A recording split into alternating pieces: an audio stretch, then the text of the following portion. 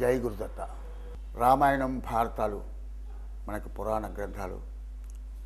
అవి ఈ సృష్టి ఉన్నంతకాలం ఎక్కడ చూసినా సరే, ఎక్కడైనా సరే వింటూ ఉంటాం, చదువుతూ ఉంటాం.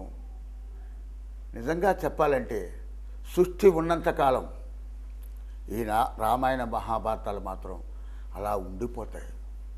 24,000 శ్లోకాలు తెలుసుకోవాలంటే చాలా కష్టం. ఆ సాంస్క్రిట్ కావాలి. కానీ దాన్ని కుదించి ఎంతో ఇంట్రెస్ట్గా పిల్లలు కూడా చూస్తే